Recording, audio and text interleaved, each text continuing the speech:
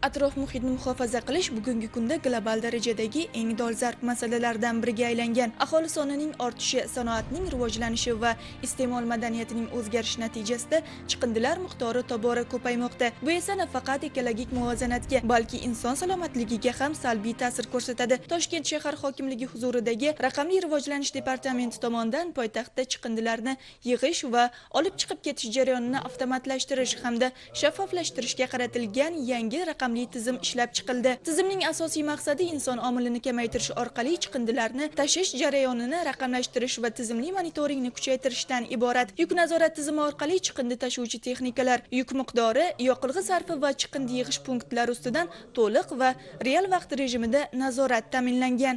O'rganishlar natijasiga ko'ra Toshkent shahrida 3000 tonnaga yaqin chiqindi bir sutkada chiqishi aniqlandi. Bunda ko'p qavatli uylardan 2300 tonnaga yaqin, xususiy sektorlardan, ya'ni yerlik xonadonlardan esa 500 tonnaga yaqin chiqindi chiqishini aniqladik. Dastlabki tahlillar natijasiga ko'ra chiqindi yig'uvchi so'z texnikalarimiz 324 ta texnikadan bizni 500 taga yaqin texnikaga ko'paytirdik. Chiqindi konteynerlar sonini 4549 tadan 5898 taga oshirdik, ya'ni 30%. Hajmi oshish natijasida texnika o'z vaqtida borishi ta'minlandi hamda ko'chada qolib ketadigan chiqindilar maxsus chiqindi mashinalari tomonidan olib ketilishi ta'minlandi.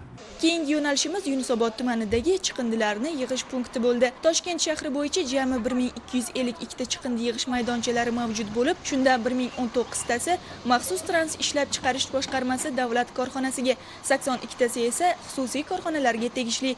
Bu chiqindi yig'ish maydonlari asosan maishiy chiqindiga mo'ljallangan. Bu yerda har bir chiqindi yig'ish maydoniga saralash uchun baklashga, o'sha plastmassa qoldiqlari uchun alohida konteynerlar qo'ygan biz.